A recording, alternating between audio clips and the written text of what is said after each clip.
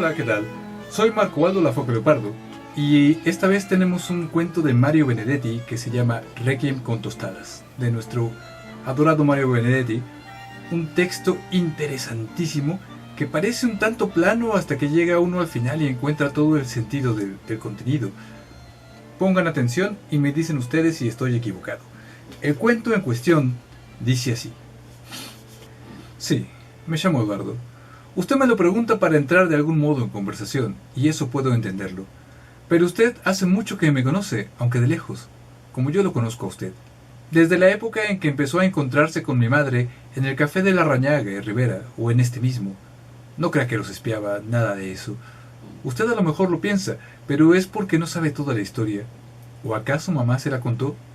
Hace tiempo que yo tenía ganas de hablar con usted, pero no me atrevía. Así que, después de todo, le agradezco que me haya ganado de mano. ¿Y sabe por qué tenía ganas de hablar con usted? Porque tengo la impresión de que usted es un buen tipo. Y mamá también era buena gente. En casa, o reinaba el silencio o tenía la palabra mi padre. Pero el viejo hablaba casi exclusivamente cuando venía borracho, o sea, todas las noches. Y entonces más bien gritaba. Los tres le teníamos miedo. Mamá, mi hermanita Mirta y yo. Ahora tengo 13 años y medio y aprendí muchas cosas. Entre otras que los tipos que gritan y te castigan e insultan son en el fondo unos pobres diablos. Pero entonces yo era mucho más chico y no lo sabía. Es el miedo. ¿Usted alguna vez tuvo miedo? A Marta siempre le parecía que el viejo va a parecer borracho y que se va a quitar el cinturón para pegarle. Usted apareció hace 1 año y medio, pero el viejo se emborrachaba desde hacía mucho más. Y no bien agarró ese vicio, nos empezó a pegar a los tres. A Mirta y a mí nos daba con el cinto. Duele bastante. Pero a mamá le pegaba con el puño cerrado, porque sí nomás, sin mayor motivo, porque la sopa estaba demasiado caliente, o porque estaba demasiado fría, o porque no lo había esperado despierta hasta las 3 de la madrugada, o porque tenía los ojos hinchados de tanto llorar. Después, con el tiempo, mamá dejó de llorar. Yo no sé cómo hacía, pero cuando él le pegaba, ella ni siquiera se mordía los labios y no lloraba. Y eso al viejo le daba todavía más rabia. Ella era consciente de eso y sin embargo, prefería no llorar. Usted conoció a mamá cuando ya había aguantado y sufrido mucho, pero solo 4 años antes, me acuerdo perfectamente, todavía era muy linda y tenía buenos colores. Además era una mujer fuerte. Usted seguramente creerá que el viejo toda la vida fue bruto, pero no. A papá lo destruyó una porquería que le hicieron. Y se la hizo precisamente un primo de mi mamá, ese que trabaja en el municipio.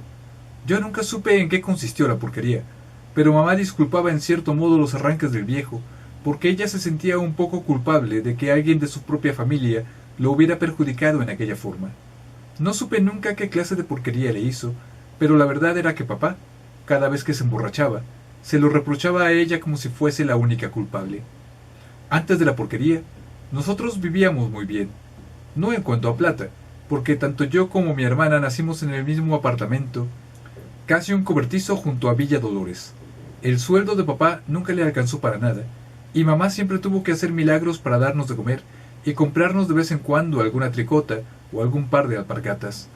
Claro que después vino la porquería y él se derrumbó, y empezó a ir al boliche y a llegar siempre después de medianoche, con un olor a grapa que apestaba. En los últimos tiempos todavía era peor, porque también se emborrachaba de día y ni siquiera nos dejaba ese respiro. Yo no la podía defender. Usted ve qué flaco y menudo soy. Y todavía entonces lo era más. Pero quería estar cerca para avisar a la policía. Yo la miraba y sentía no sé qué, algo así como una emoción que no era lástima, sino una mezcla de cariño y también de rabia por verla todavía joven y tan acabada, tan agobiada por una culpa que no era suya y por un castigo que no se merecía. Usted a lo mejor se dio cuenta, pero yo le aseguro que mi madre era inteligente. Por cierto, bastante más que mi padre, creo, y eso era para mí lo peor, saber que ella veía esa vida horrible con los ojos bien abiertos, porque ni la miseria ni los golpes, ni siquiera el hambre, consiguieron nunca embrutecerla. La ponían triste, eso sí, pero se enojaba cuando yo le preguntaba si le pasaba algo. En realidad se hacía la enojada. Nunca la vi realmente mala conmigo, ni con nadie. Pero antes de que usted apareciera, yo había notado que cada vez estaba más deprimida, más apagada, más sola. Tal vez por eso fue que pude notar mejor la diferencia. Además, una noche llegó un poco tarde y me miró de una manera distinta, tan distinta que yo me di cuenta de que algo sucedía. como si por primera vez se enterara de que yo era capaz de comprenderla. Me abrazó fuerte, como con vergüenza, y después me sonrió. ¿Usted se acuerda de su sonrisa? A mí me preocupó tanto ese cambio que falté 2 o 3 veces al trabajo. En los últimos tiempos hacía el reparto de un almacén para seguirla y saber de qué se trataba. Fue entonces cuando los vi, a usted y a ella. Yo también me quedé contento. La gente puede pensar que soy un desarmado, y quizá no esté bien eso de haberme alegrado porque mi madre engañaba a mi padre. Puede pensarlo, pero nunca le digo. Con usted es distinto. Usted la quería, y para mí eso fue algo así como una suerte, porque ella se merecía que la quisieran. Usted la quería, ¿verdad que sí? Yo los vi muchas veces y estoy casi seguro. Claro que al viejo también trato de comprenderlo. Es difícil, pero trato. Nunca lo pude odiar, ¿me entiende? Será porque, pese a lo que hizo, sigue siendo mi padre. Yo sentía lástima. Lástima por él, por ella, por Mirta, por mí. También la siento ahora. Ahora que él ha matado a mamá y quién sabe por cuánto tiempo estará preso. Al principio no quería que yo fuese, pero hace por lo menos un mes que voy a visitarlo a Miquelete y acepta verme. Yo creo que cuando salga ya no me va a pegar. Además, yo seré un hombre, o a lo mejor me habré casado y hasta tendré hijos. Pero yo a mis hijos no les pegaré, ¿no le parece? Además estoy seguro de que papá no habría hecho lo que hizo si no hubiese estado tan borracho. ¿O usted cree lo contrario? ¿Usted cree que, de todos modos, hubiera matado a mamá esa tarde que, por perseguirme y castigarme a mí, dio finalmente con ustedes dos? No me parece. Y por cierto, eso fue casi un accidente. Fíjese que a usted no le hizo nada. Solo más tarde, cuando tomó más grapa que de costumbre, fue que arremetió contra mamá. Yo pienso que en otras condiciones, él habría comprendido que mamá necesitaba cariño y que él en cambio solo le había dado golpes, porque mamá era buena. Usted debe saberlo también como yo. Por eso hace un rato, cuando usted se me acercó y me invitó a tomar un capuchino con tostadas, aquí en el mismo café donde se citaba con ella, yo sentía que tenía que contarle todo esto. A lo mejor usted no lo sabía, o sabía solo una parte, porque mamá era muy callada y sobre todo no le gustaba hablar de sí misma. Ahora estoy seguro de que hice bien, porque usted está llorando. Y, ya que mamá está muerta, eso es algo así como un premio para ella, que no lloraba nunca. Y ya, fin, se acabó el cuento.